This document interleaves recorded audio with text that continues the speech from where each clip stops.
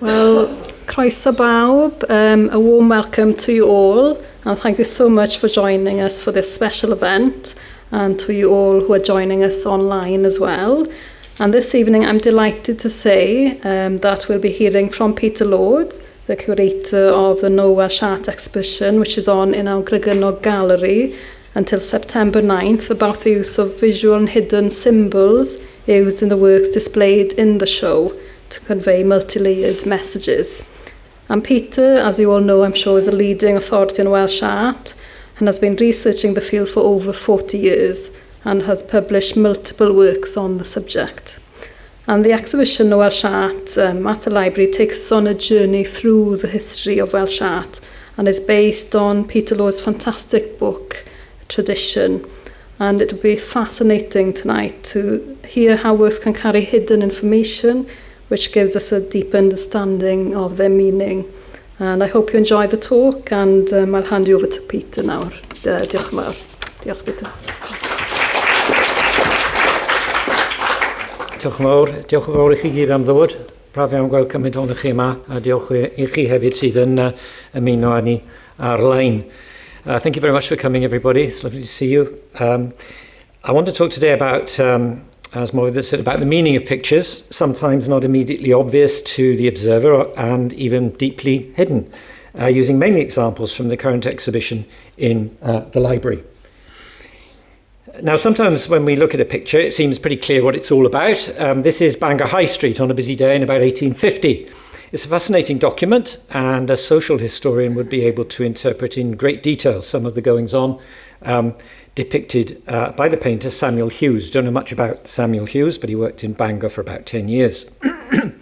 But it seems unlikely that the artist himself had any intentions of conveying deep or complex political or philosophical messages through this picture. He depicted what to him were interesting everyday material things and events concerned basically with their documentation. We might think of paintings like this as what you see is what you get pictures. And here, apparently, on the face of it anyway, is another example. The pit headgear of a mine is just visible, locating the scene. And we can see in the expressions of the two people that they are under strain, suffering even. They are roughly dressed, and the environment around them is pretty dismal. They're carrying a heavy sack. But we also see that they are carrying it together, and we sense that their relationship is close, perhaps friendship, perhaps they're brother and sister, but more likely they are lovers, because I do think we sense love in this picture, I think. And we're drawn back repeatedly, of course, to the woman's eyes, where perhaps we also sense an accusation.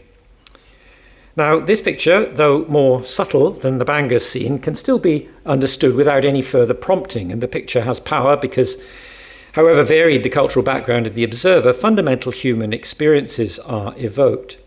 The picture is emotionally powerful because we can relate to it in that straightforward way. And perhaps, indeed, that is sufficient in itself for the picture to remain meaningful and of value to us all some 88 years after it was painted. But in fact, there's a lot more to it than that. And today we can't assume that the understanding of the picture by a modern audience will arrive at those further meanings. However, when the artist Maurice Sokochevsky painted the picture at the age of 19, just 19, in 1937, he could and he did make some further assumptions about his audience's understanding of the image. He knew, for instance, that the first people who saw the picture, the people of the mining community in which he worked, that's to say Talawain in the eastern coalfield, knew that the picture represented... Hang on, we've got a problem here. There we are. Knew that the picture represented the demeaning necessity, really, for unemployed colliers and their families to collect waste coal on the tips of the local pit in order to simply keep warm in winter and to cook their food. And on the other hand, he knew also that his ultimate intended audience for the picture, that's to say visitors to an exhibition which he was to hold in an art gallery in the West End of London, did not know of that necessity, or if they did not care to do anything about it. So he called the picture Their Burden, and on the back he described in angry capital letters exactly what it depicted. You can see their only means of keeping warm, hope and endurance, weary and dirty, the pit headgear seen idle, 10 years of unemployment. So by using words in this case, Sokoczewski added layers of meaning to the double portrait. And here's a second picture from the Welsh coalfield, painted just a decade earlier by Evan Walters. And again, we see an image that is clearly disturbing in some way, but in which the meaning for an audience today is difficult even to begin to determine unless that audience has an unusually strong understanding of the cultural context of the period in which the picture was painted.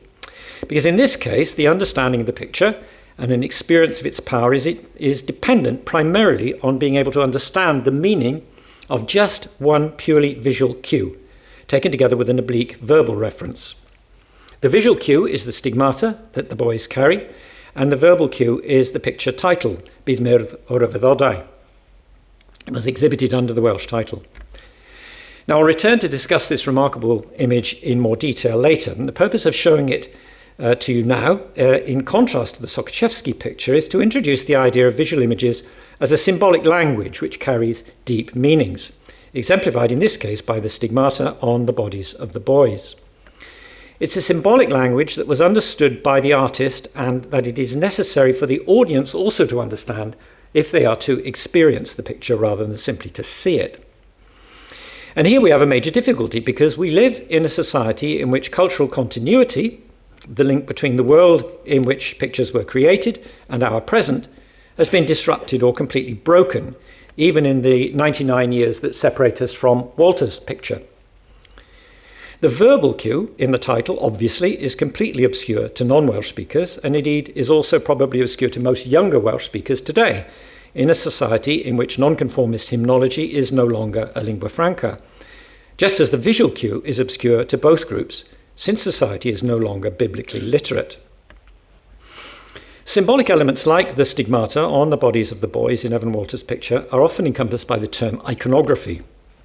The word describes a kind of shorthand, simple images that carry complex meanings which are comprehensible to an audience with a common cultural heritage. By extension, the verb form to iconize something, or usually some body, is the process by which the image of an individual person is developed to represent a broader set of values, particular to a culture group. Now, these symbol systems are not necessarily particularly esoteric and are often so simple as to go unnoticed or to enter kind of directly into the psyche without them being consciously read. Here's Thomas Hudson's familiar portrait of Sir Watkin Williams-Wynne, the 3rd Baronet, the Great Sir Watkin, as he became known. The picture was copied several times and distributed as an engraving. He stands in finery that is obviously representative of his huge wealth, though perhaps you might pass over the fact that his large stomach is so prominent. In our terms, it simply means that the man was overweight. But see how his posture and the way he pulls back his coat deliberately emphasize this feature, something the portrait painted today and a sitter might rather wish to minimize. In 1740, the size of a gentleman's stomach symbolized the size of his fortune. Sir Watkin ostentatiously displays it to us, and it's a common feature in 18th century gentry portraits. At a lower social level, but in the context of her middle-class peer group, which was the audience for the picture, this is a Carmarthen lady signalling some of the same things. She displays herself in her finery, indicative of her social status, or at least her social aspirations. Today we might describe it as a display of bling. She was painted in 1839 by William Jones Chapman, who was an itinerant artisan painter, an equivalent to the academically trained Thomas Hudson amongst the gentry, but financially available to middle-class patrons. You're looking at a sort of a £5 portrait. The lady reinforced her aspirations for this image of herself with an equally ostentatious frame for the picture, and it's one certainly not bought off the peg. And in fact, frames often add information to the narrative of the image itself. But the messaging here is straightforward and timeless. Now, we should distinguish this kind of generalized signalling in pictures from the more explicit use of particular symbols, the inclusion in a painting of specific objects or visual references with meanings well understood at the time that the image was created. Like the stigmata, some of them persisted as conventions over a very long time span. This is Elizabeth Gwynne, daughter of a gentry family who lived at Talliaris, the Palladian house you can see up there near Llandeilo, very early Palladian house actually. And she offers us a pink rose, and in her basket there are more roses and a sliced pomegranate. Elizabeth was painted in about 1736, but for centuries the pink rose had been used to denote innocence, purity, and indeed virginity in young female sitters. At the same time, the pomegranate denotes potential fertility, and it's often depicted in the context, in fact, of the Virgin and Child in medieval and Renaissance artworks throughout Europe. Now, the rose symbol persisted in use in the generally conservative work of itinerant artisans in Wales into the second half of the 19th century. In Hugh Hughes's portrait of a woman with her two daughters, painted in 1848, both of the younger women are not only dressed significantly in white, a symbol which still resonates, obviously, white weddings, in contrast to their mother's blue, but the girl on the right also holds a pink rose. And in fact, this portrait is laced with references and symbols. The piety of all three women is represented by the Bible on the table, and no doubt the marked passage represents a text of particular significance, though in this case one that's not revealed to the general audience. And clearly the scissors and thread represent the conformity of these women to the gendered roles of the period. And perhaps there's also a cross-reference there to the unrevealed biblical text. Now, from the point of view of gender roles, this portrait of Elizabeth Wadeson is less conventional, because Elizabeth Wadeson was a professional, she was a publican, and kept the Lion Inn at Berriew, which is near Welshpool. Nevertheless, she too has the rose, but in this case it's placed on a table at her side, since it denotes not she herself, but her only daughter, born the previous year. Elizabeth was well over 40 years of age by then, which was perhaps an additional reason for celebrating her firstborn so conspicuously. She was painted by the itinerant artisan W.H. Chapman in 1859, and he'd recently announced his presence in the northeast of Wales by advertising for patrons in the Wrexham and Denbigh Advertising. See the advert there. And as it reminded the people of Wrexham, he was the son of William Jones Chapman, the artist who'd painted the bling-laden Carmarthen Lady 20 years earlier. Now, symbols like the rose and the pomegranate persisted over centuries, though some were vulnerable to social changes, especially where they were tied closely to Christian beliefs and practices. Catherine of Boraine here was painted in Antwerp in 1568, shortly after her marriage to Richard Clough of Denbigh. Clough was almost certainly a Roman Catholic, and the painter of Catherine's portrait, a chap called Adrian van Cronenburg, specialised, in fact, in depicting Catholic patrons. Her portrait emphasises in its symbolism Catherine's piety in two ways. She carries a devotional book, and her portrait is dominated by the placing of her hand on a skull, a memento mori, or reminder of the transience of her human life. Back home in Denbighshire, Catherine's near contemporary, a chap called Gawain Goodman of Ruthin, who, like Richard Clough, was a merchant rather than a member of the gentry class, also commissioned a portrait that included a skull, less prominent visually than that in the picture of Catherine, but emphasised by a slightly variant inscription, Cogita Mori, which leaves us in no doubt as to its meaning. And again, reflecting the common practice of the period employed in Catherine's portrait, he also holds a religious book, and this picture was painted in 1582. The symbol of the skull was deployed in this way throughout Europe in the medieval period. It's less evident in Protestant cultures after the Reformation, though we do have one remarkable example from the Rieg Chapel, painted in the 1630s, when adherents nostalgic for the old faith sensed a relaxation in the rigour of the new Protestant orthodoxy under Charles I. The texts that accompany the death imagery at Rieg, interestingly, are in Welsh. But the skull image also provides us with a warning about the reading of symbols in pictures, or rather their misreading. In the mid-1840s, the itinerant artisan John Roberts was commissioned to paint this portrait of Hugh Hunter Hughes, the most successful and prosperous medical practitioner in Pwllheli. Like the Carmarthen Lady, his portrait exemplifies the pride in material success of the rising middle class in Wales. Hughes sat himself in front of his bookcase.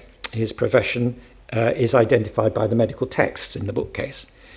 But the piece of furniture, the bookcase, is particularly impressive in itself.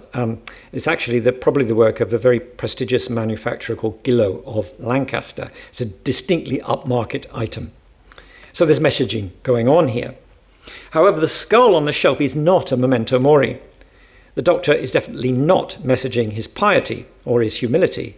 He's not telling himself or even sending a cynical signal to his audience that he's mindful of his personal transience, because his mind is very much in the present and in his prosperity, and indeed his local celebrity.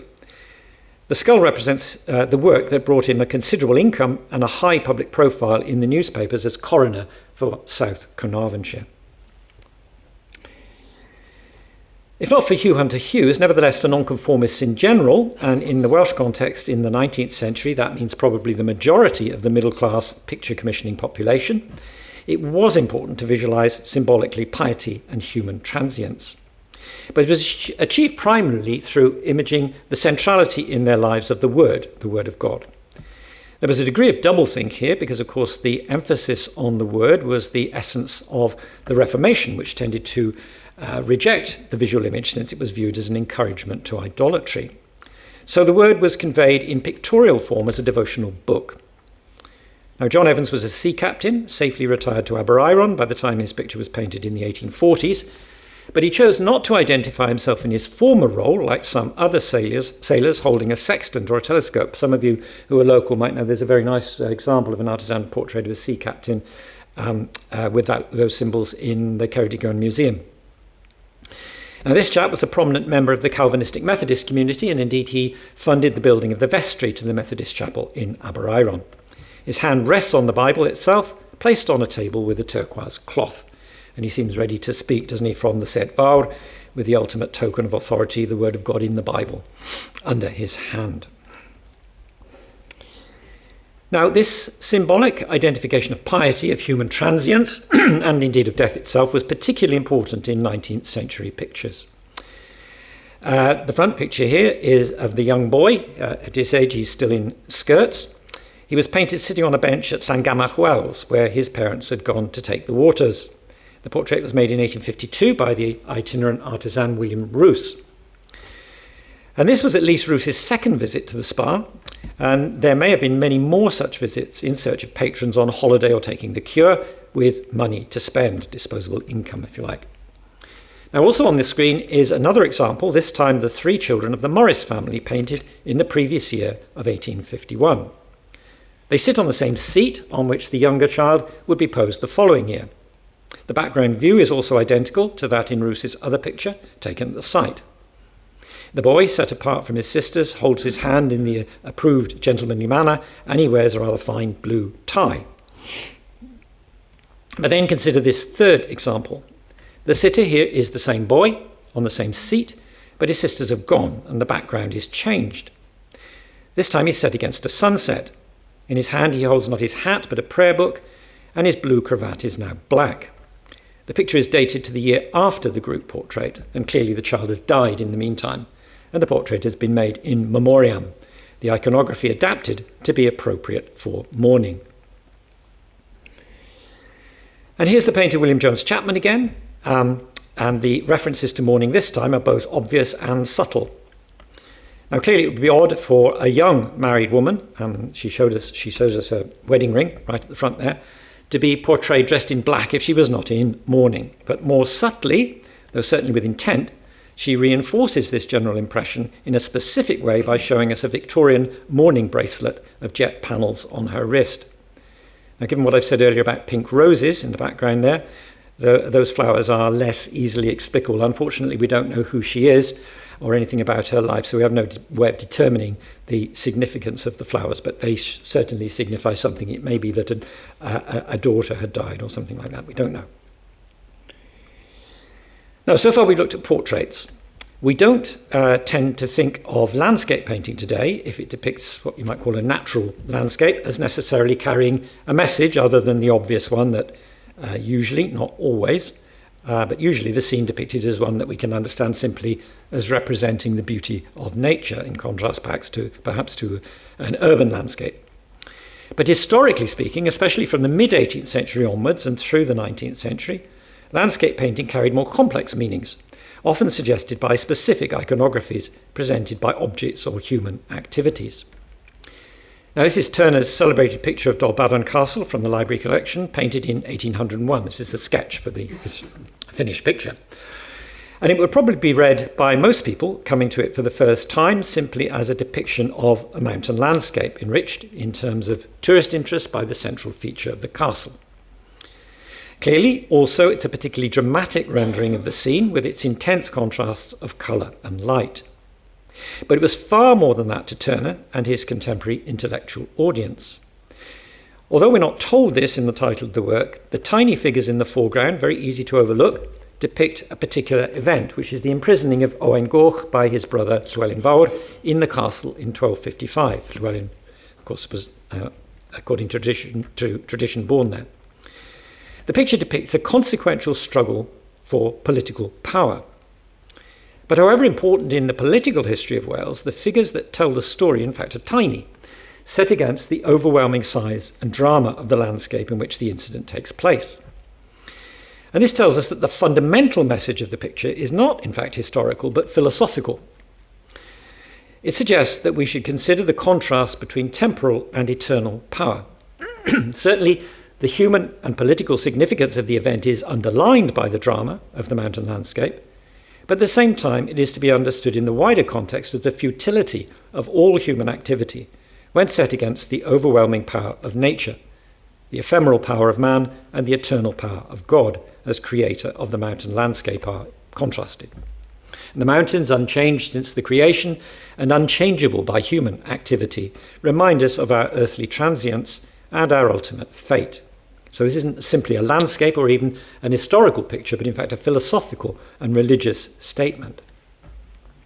And landscape remained an important vehicle for philosophical messaging in the Victorian period. So this is a picture called God's Acre, the small version of a subject painted twice in 1865 by the leading figure among the painters of the Betws-y-Coed Artists Colony, Clarence Waite. The location is Llanrachwyn Church, which is located high up in the hills behind Trefrwng, most beautiful place. Like Turner's Dolbadarn Castle, it is a historically resonant site because of its early association again with Llywelyn Fawr. And the painter would have known that.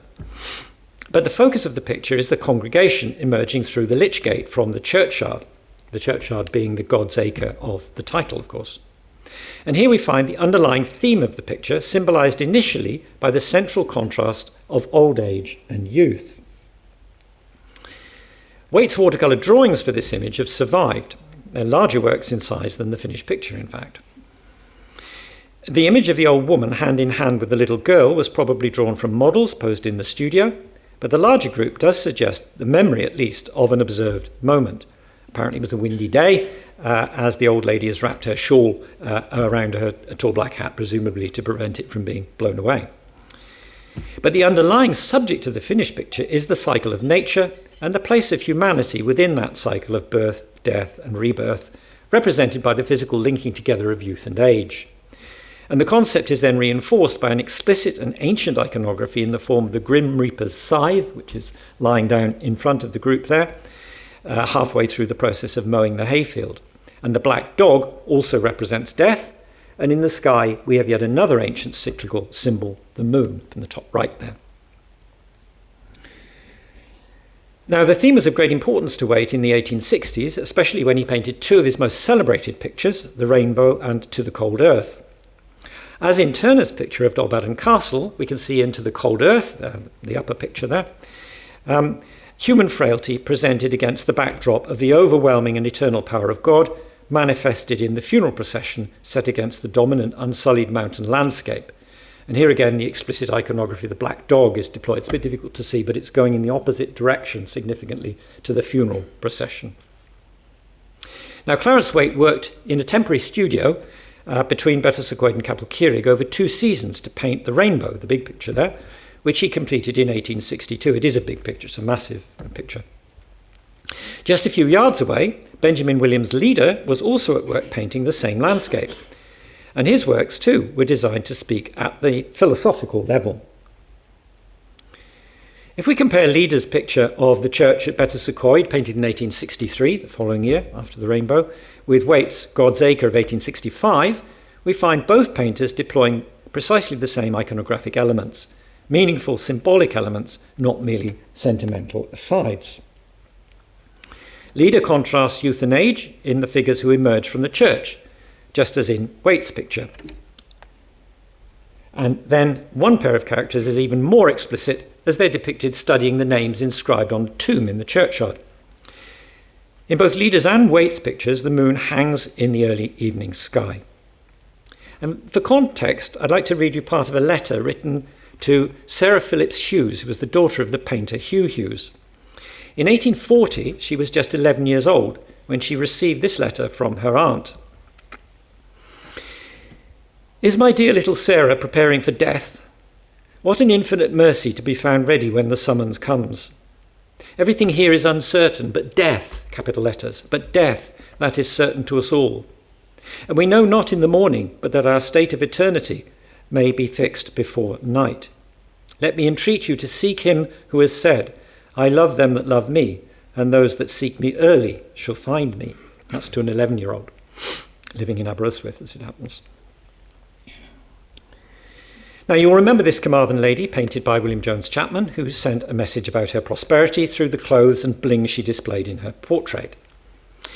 But over time, as historical narratives are constructed which give retrospectively a broader context for pictures, we can sometimes sense that a portrait becomes representative of more than an individual sitter. In this case, the lady's self-imaging seems now to represent particularly well the rise in economic and indeed political power of the middle classes as a whole in Wales, especially in the 1830s and 1840s. 1832 is the Great Reform Bill, so this is what's going on in the wider world. This lady's portrait seems to me to be so characteristic of that rise as to be worthy of the word iconic, standing not for herself but for the social class of which we take her to be a part. But of course, to become truly an icon, the image must be widely disseminated, and of course we do have a classic example of that kind of evolution in the case of another lady, Siân Owen Tina Fawnog, the central figure in Cernor Fosper's painting Salem. Now, many years ago, when I first wrote about the picture, I described it as a national icon, meaning that it represented a set of values which had become attached in the public mind to the nation as a whole. It represented the idea of piety as characteristic of the common people of Erin Bobl, as the common people of Wales. Even more than that, as so many writers of the late 19th century National Revival intellectuals, in fact of the Cymru Fydd generation, make clear, this piety and its associated respect for the established social order was to be understood in contrast to the behaviour of the insubordinate English working classes. It was a symbol of national moral superiority to be set in the balance against and making up for the economic and political dominance of England. You get this all the time in writing from this Cymru Fydd generation. Unlike William Jones Chapman, in all probability, Sidney Cernor Fosper, the painter of Salem, did indeed have this message of national piety in mind from the outset. The picture was painted in the aftermath of the 1904 revival, and he had earlier painted pictures of the common people at prayer in Brittany, promoting the same notion, albeit in a different minority culture and through a different version of Christianity. However, he could not, of course, have foreseen how successful he would be in Wales, courtesy of the wide distribution of Salem in the lithograph produced by Lord Leverhulme to promote his sunlight soap. Now, the message of Welsh piety in pictures and its evolving implications as the pictures aged exemplifies the profound influence of nonconformity that manifests itself in the nation's visual culture. The phenomenon of Cernor Fosper's Salem was possible only because of a cultural context created by the earlier iconisation of historical figures, preachers and ministers from the nonconformist past, and in particular Christmas Evans and John Elias. Now please bear with me if some of you have heard me lecture before. I do tend to use this as an example because it really does illustrate the role of visual culture in the iconisation of individuals with great clarity. So forgive me if I'm repeating myself. But at the top row there, we see William Roos, who painted his portrait of the Baptist minister Christmas Evans, the most famous preacher of his generation, in 1835. He then produced a mezzotint version, so the image was distributed among the public. From one picture, it becomes a widely distributed picture. In a parallel development, the bottom row there, Hugh Hughes also produced a portrait of Evans, which again he engraved, not very well.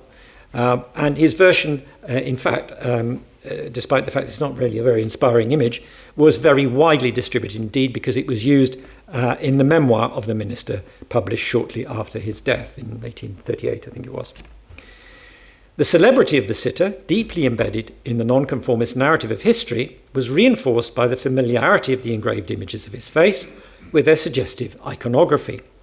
The closed eye, resulting from Evans's involvement in a fight as a young man, symbolised the sitter's dark life prior to his Christian enlightenment, which was represented by the open eye.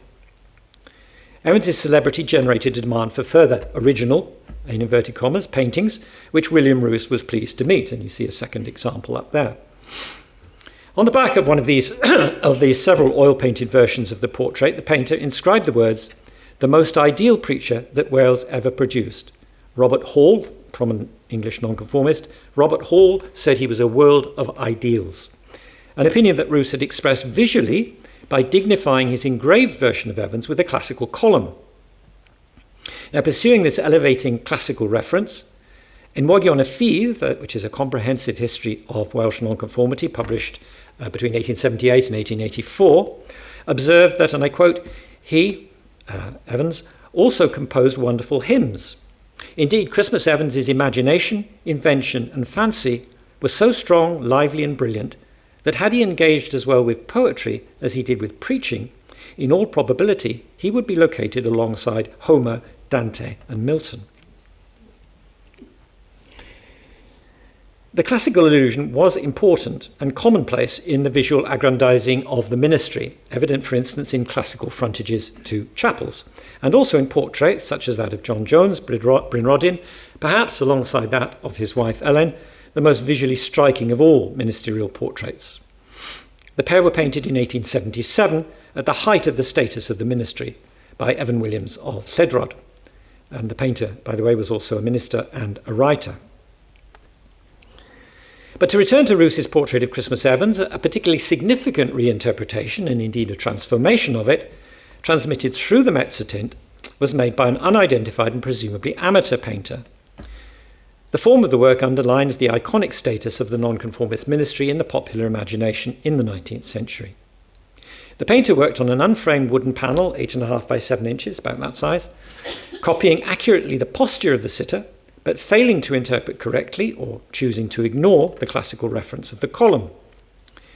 The symbolic feature was simply absorbed into a brightly painted framing of the image. At the top of the panel, the painter screwed a brass ring, enabling the picture to be hung on a nail in a wall. And the piece thus approximated closely in its physical form to a painted icon of the Orthodox churches of Eastern Europe and Russia, or a return, if you like, on a humble level, to the domestic altarpiece of the Catholic gentry of the Middle Ages, people like Richard Clough, who we saw earlier. It facilitated a sense of an unmediated relationship through prayer or meditation with the object of devotion. The physical form of the artifact here carries the message as much as the painted image itself.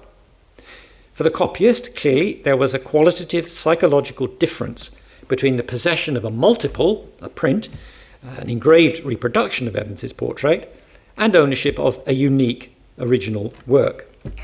And I imagine that the recreated artwork generated a vicarious sense of the presence of the iconized sitter, simulating in the imagination the personal relationship that had indeed existed between the painter of the source portrait and the individual he had depicted, because Evans and Roos in fact were neighbours in Carnarvon in 1835. Perhaps at about the same time, in mid-century, the image of Christmas Evans, this time based on the engraving of the Hugh Hughes portrait, was commercialised by a Staffordshire ceramics manufacturer, which is perhaps the final confirmatory step in any process of iconisation. Now, Christmas Evans became embedded in the wider notion of national piety in the picture Tri Chedyrn Cymru, the Three Mighty Ones of Wales, painted in 1869, as the country edged towards its end-of-century period of confidence and cultural revival. The painter was William Williams, son of the celebrated independent minister Caledfryn. Ab Caledfryn placed Evans centrally between the Methodist John Elias and the independent Williams Orwern. All three deceased ministers were by this time each of them icons of the faith in their own denominational right, but Ab Caledfryn placed them together in a national historical painting as we move into that period of national consciousness and confidence. And by 1892, with the cultural revival at its height, one of its leaders, the painter T.H. Thomas, was able to promote his personal agenda as an ardent patriot and a nationalist, as he described himself, on the back of the commercial potential of nonconformist national imagery. Preceding Salem, John Elias was the subject of the most ambitious example of imagery distributed to the people through the medium of business promotions and designed to encourage trade through the alignment of the trader with national sentiment. Sashonabala was a potent and resonant phrase in the popular imagination, the location of the secession of the Calvinistic Methodists from the Church of England and the ordination of the first ministers in 1811. Now, sufficient examples of the colour lithograph of T.H. Thomas's painting, John Elias Preaching, at the Ballet Association survive to suggest that it was widely distributed.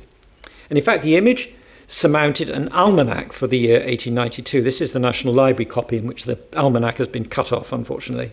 And underneath that, there was a little calendar attached on two red strings, which carried the name of the business which supplied you with the picture for free. Now, the scene that the painter imagined was apparently set in the 1820s, since Thomas Charles and the other Methodist fathers of his generation are not in evidence on the stage, though Elias was still portrayed as a relatively young man, based on engraved versions of portraits painted by Hugh Hughes and Hugh Jones, and no doubt also on the Staffordshire statuette. The painter and the commercial distributors of the print could rely on the fact that the nonconformist history narrative was at this time deeply embedded in the minds of the people. He could also, that is to say, they knew what was going on here. It was part of the common parlance of the period, Sashonabala. And he could also assume that his public was biblically literate. By the figures depicted in his congregation, many of them would know, without being told, that Elias was preaching on Matthew 15, verse 30, and great multitudes came unto him, having with them those that were lame, blind, dumb, maimed, and many others, and cast them down at Jesus' feet, and he healed them. That's what's going on there. Both Evan Walters, who painted Bydd Myrddin Rhyfeddodau in 1926, and Archie Griffith, whose Ar y Domen Law on the coal tips was produced some 4 years later, we saw that earlier, challenged the conservative received wisdoms of the nonconformist tradition, promoted by the likes of John Elias. Both Walters and Griffiths were Welsh speakers and grew up biblically literate through their chapel attendance as children. But their experience of the social crisis of the interwar economic depression resulted in messaging of a different kind to that of the images of John Elias, of Tri Chedyrn Cymru, and of Salem. Now, I suggested that the symbol of the stigmata deployed by Evan Walters in his picture was one not necessarily understood in a post-Christian culture, and that the title of the picture was by now equally obscure as a supporting verbal cue. The understanding of the relationship of the pictures of Walters and Griffiths to the nonconformist tradition is now quite difficult to reach, in part because, ironically, of the undermining of some of the fundamentals of that tradition, which their pictures early on challenged. The messaging was not hidden or secretive when the pictures were painted, but it has become so. So let's explain. The hymn of the picture title, Bydd Myrddin Rhyfeddodau, describes the resurrection of storm-tossed children, freed from the afflictions of the world, and it derives from a biblical text. And I said unto him, Sir, thou knowest. And he said unto me, These are they which come out of great tribulation, and have washed their robes, and made them white in the blood of the Lamb. They shall hunger no more, neither thirst any more, neither shall the sun light on them, nor any heat. The painting, which took Evan Walters well beyond literary realism, questioned the use of this text to justify the passive acceptance of social trauma as a manifestation of God's will. It was preached by many conservative Christian ministers on the grounds that all would be made well in the next world after the general resurrection. But radical Christians, alongside socialists and Marxists, believed in their various ways in action to change in this world the social and political order which had led to the loss of young lives that Walters depicted as the martyrdom of the 4 youths on the waste tip. That fundamental divergence of opinion and the debate surrounding it was given a name in the period. It was called the question of the kingdom. And Walters' picture entered that debate. Similarly, even if today's audience understands that Archie Griffith's picture, Ar y Domen Law, depicts collecting waste coal from the tips, the subject treated in a very different way, if you remember, by Morris Sokochevsky, the full resonance of the picture will remain hidden. Like Walters, Archie Griffiths was a Welsh speaker from a chapel background. He was biblically literate, and his depiction of a contemporary scene was merely the top layer of a palimpsest. To the biblically literate, perceptible underneath that scene, lay the image of the three women who went to the tomb of Christ after the crucifixion, carrying bags of spices to anoint his body. And of course they would find the tomb empty, and they did not understand the meaning of what they saw. In a world in which capitalism was collapsing, with unemployment at unprecedented levels, with desperate poverty and hunger everywhere in the coalfield, the artist presented an image not only of material deprivation, but of underlying incomprehension. Just 10 years after the Russian Revolution, with capitalism apparently in a state of collapse, political uncertainty is implicit in this picture. What does this mean? What does all this mean that's going on? It's that kind of a questioning picture. Griffiths found few buyers for his pictures which engage with difficult social and ultimately political issues. And they were made particularly contentious in nonconformist establishment Wales, as was Evan Walters's Bydd Myrddol Rhyfeddodau, by their deployment of Christian reference and symbolism. In Griffith's picture Minor Resting, the meaning is revealed not by a direct reference to text, but through another painting. After 1860, when it was first reproduced, Holman Hunt's picture The Light of the World became perhaps the most celebrated of all Victorian pictures, hanging as a print in thousands of homes throughout the British Empire. Its text is Revelation 3, verse 20, "Behold, I stand at the door and knock. If any man hear my voice and open the door, I will come to him and will sup with him and he with me."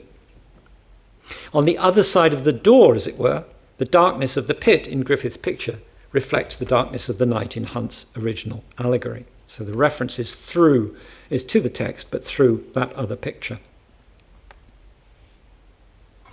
Now, I'd like to finish not by talking so much about revealing hidden or obscured layers of meaning in individual pictures, but about the deployment of groups of pictures by collectors and curators, like me, rather than artists, to create new collective meanings.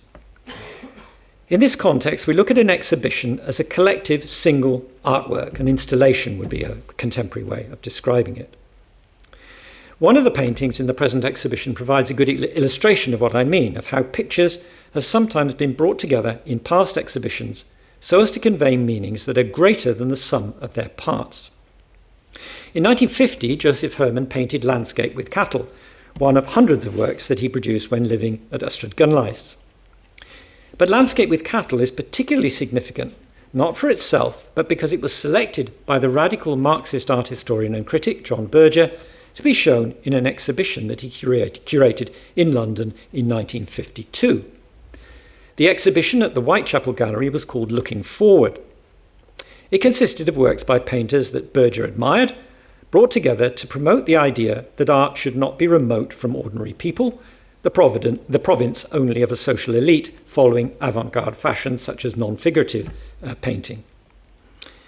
In a post-war atmosphere of democratization, Berger wished to promote his understanding of an accessible realist art that was part of a broader socialist project. Realism is not a method but an attitude of mind, he wrote. So in the Looking Forward exhibition, Herman's picture was, as it were, just a single word in a wider socialist political manifesto that Berger was writing. It's like a word in a much bigger statement. Now, in the present exhibition, Herman's picture functions in the same way, that is, as a single word in a wider story. But of course, the story is a different one to that written by Berger in 1952. Like Looking Forward, the present exhibition has both a visible narrative and a meta-narrative. The visible narrative, in plain sight as it were, simply serves to demonstrate the absurdity of the statement made in 1951 by Llewellyn Wyn Griffith that in the past there was no Welsh art. You'll remember that it was, to his mind, as simple as that. The quantity and the range of the works in the library exhibition presents an art historical story that clearly establishes the contrary. However, the meta-narrative, or in the context of this present talk, perhaps the secret narrative, if you like, perhaps that would be a more appropriate description, requires us to see beyond Griffith's statement and to ask the question, why did the chair of the Welsh Committee of the Arts Council, a figure of authority in 1951, confidently proffer nonsense as if it were fact? And how was it that he was widely believed? Now, the exhibition meta-narrative asks us to consider what is the lesson we can learn for today from understanding why he said what he did. Now, Wyn Griffith was a patriot. As chair of the Welsh Committee of the Arts Council, he believed that the policies and projects of the council offered Wales a bright future in the arts. Like John Berger, conceiving his Looking Forward exhibition at precisely the same time, he was a man pursuing a fundamentally political agenda. And as a contemporary, it was not an agenda totally devoid of connectedness to that of Berger, in fact, with its roots in an aspiration to widen access to and enjoyment of the arts. But as a London Welshman, he became deeply embedded in the English establishment, friendly with compatriots similarly placed, people such as Hugh Weldon, who in fact had been the first executive officer of the Arts Council of Great Britain in Wales. Subsequently, as controller of the BBC in London for a decade, Weldon thoroughly assimilated the attitudes of the English ascendancy towards art and towards his own country. The attitudes of Griffith and Weldon were never more concisely expressed than by Daniel Corkery, writing 100 years ago, exactly, of his Irish experience. This is what Corkery said. The first article of an ascendancy's creed is, and always has been, that the natives are a lesser breed, and that anything that is theirs, except their land and their gold, is therefore of little value. In the course of time, the natives become tainted with these doctrines and cry approval when the untruths of the ascendancy are echoed from some distant place, as if at last a fair judgment has been pronounced. Now, the kind of untruths that Griffith echoed were exemplified by the editor of the Times newspaper writing reviewing an exhibition of Welsh art at the National Eisteddfod in 1866. You may have seen the quote on the wall. A bare existence on the most primitive food of a mountainous race is all that the Welsh could enjoy if left to themselves.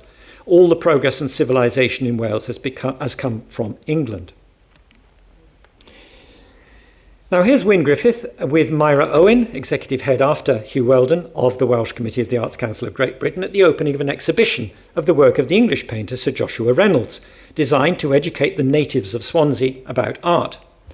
On the left is David Bell, curator of the Glyn Vivian Art Gallery.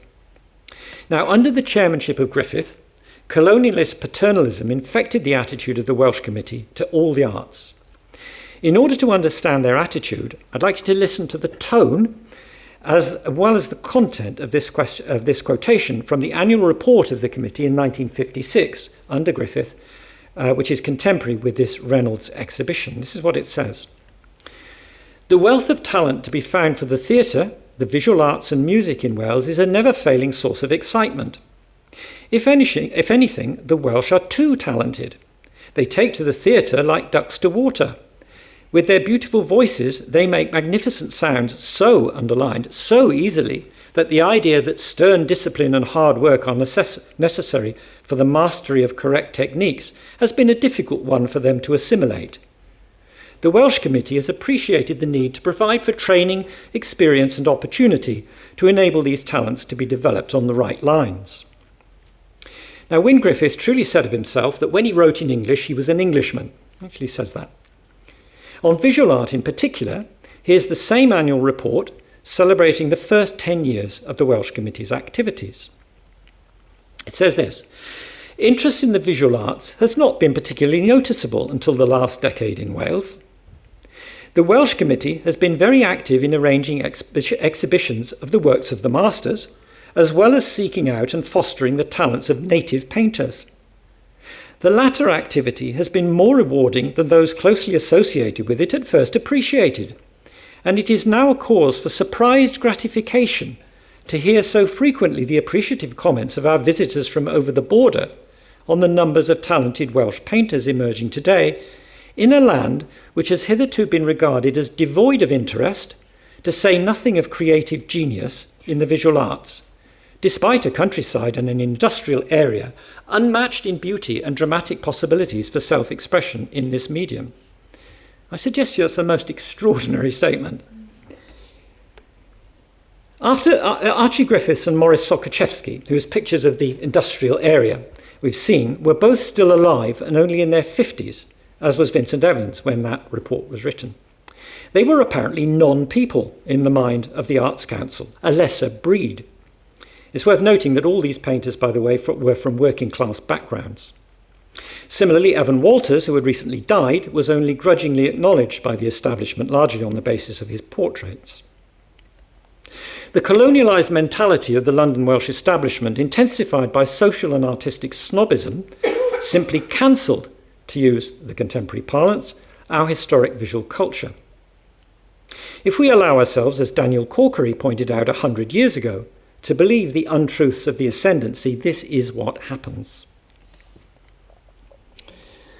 The meta-narrative of the exhibition, the meaning revealed in this exhibition when considered as a single artwork, is that we must challenge that colonialised mentality, which continues to permeate deeply our national psyche, not only in the arts, but also in politics.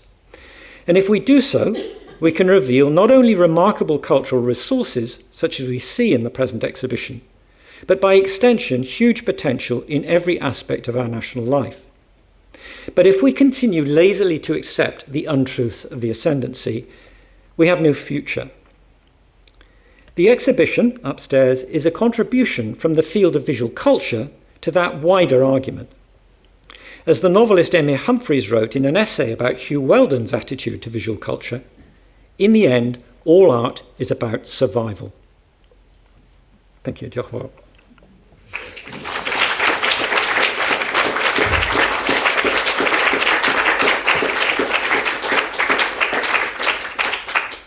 Well, thank you so much, Peter. Diolch yn fawr for the wonderful talk, and to you all for joining us tonight as well and online. I'm sure that we'll be visiting the Welsh Art exhibition with a different perspective after this talk. So thank you, diolch yn fawr. And just wanted to ask if anybody has any questions for Peter. This is the stunned silence mode at the moment. Don't be shy. Everybody's terribly shy. If there are any questions online as well. Oh dear. Never mind. Well, I wouldn't mind asking, I think I know the answer, but if you had a favourite artwork. A favourite artwork? Oh yes. I mean lots, but I mean, and it changes from time to time, but I mean the one is particularly resonant. Obviously the Evan Walters picture is, to me, I think one of the most profound pictures painted in Wales in the 20th century. Bydd Meddwl oedd, I think it's most extraordinary work, amazing, and such an undervalued and underappreciated work as well. It's just not been seen, and it's a picture which has to be seen in the flesh. It doesn't reproduce very well. It's a real, I tried several times, and it just doesn't do it. But when you see it in the flesh, and especially when you see it as part of that triptych up there with the other two pictures, I think it's an extraordinary painting. So I'd pick out that one myself. I thought that was... There we are. Yeah, there we go. Well, to close, I've just got a quick reminder to you all that there are a number of items for sale outside in conjunction with the exhibition. Peter's book, Tradition, which the exhibition is based on, is also for sale. It's definitely worth grabbing that as well. And I'd just like to say that we have a number of events coming up at the library as well. We've got a number of guided tours around the exhibition by Peter, taking place the first Wednesday of the month at 1 and 3 p.m. And the event Afonydd, Cerddi Afonydd Cymru, Poems for Welsh Rivers, chance to hear several new works from renowned poets, all inspired by the rivers of West Wales, which will be held on Thursday, May 22nd at 5 p.m. in the Drum and online as well. And you can get tickets on our website and on our social media channels as well. And if you're at the Eisteddfod next week, please do visit us there as well. So diolch yn fawr iawn I Peter eto. Thank you so much, Peter. It was a really interesting talk. Diolch. Pleasure.